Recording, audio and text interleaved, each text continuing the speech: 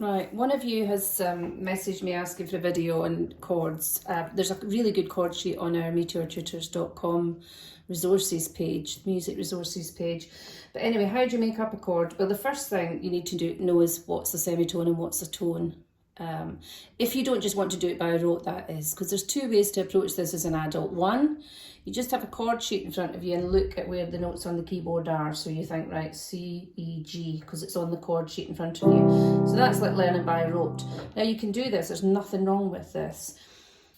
A couple of you have gone into more detail and asked how to form your own chords or how to know how to form your chords. So this is when your scale comes in. And if you hear people banging on about them in the key of C or G or F, that's what they're talking about. So if you're in a C scale, there is a formula. Cast your head back to science days at school. There is a formula for everything.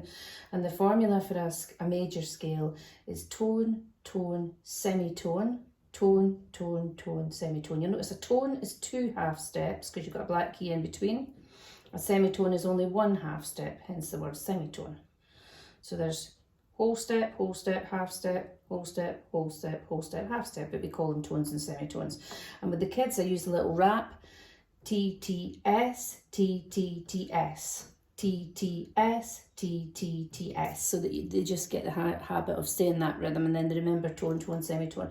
And if you can do that, you can work out what the first note is, what the third note is, and what the fifth note is, and there's your chord. So if you went to G, you would go tone, tone, semitone. Right, okay, tone. So the first note must be that, third note must be that, fifth note must be that. There's your G chord. Right? And these are all what are called root positions. Now, I'm not going to say anything else today. It's too much to take in at one lesson. So we're just dealing with root positions where the main note is on the bottom. So if you're in the key of C, C's on the bottom. If you're in the key of G, G's on the bottom. If you're in the key of F, F's on the bottom. Now when you get to D, you're not going to have a white key here, so this is where you need to work out more carefully. Tone, tone, but the problem is we've only got a semitone here, so what do? We take it up half a step, so we've got a tone between here and here. Half a step, okay? So tone, tone, will take us on to F sharp on the third note. This is called a sharp.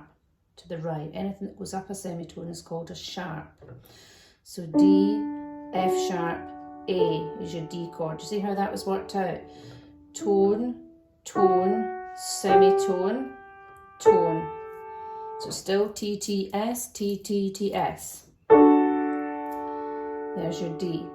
E, again, you're going to have to be careful. So you need tone, tone, semitone, tone. Okay, so that means that note 1 is going to be a white key, but note 3 is going to be a sharp, and note 5 is going to be a white key, and that fits in with our formula. It has to fit in with the major formula. We'll worry about minor another time. There's a million different scales. This is just major scales, the ones that sound happy.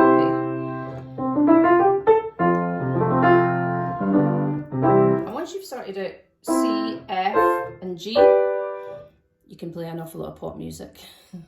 Okay, so I hope that's helped you sort out tones and semitones, okay, and how to work out a chord. But as I say, if you've got a really complicated chord, just use a chord sheet so you can enjoy yourself just busking around and not feeling pressured into knowing all this theory all at once. Just do it step by step, like me learning Italian. And that's another story. Okay.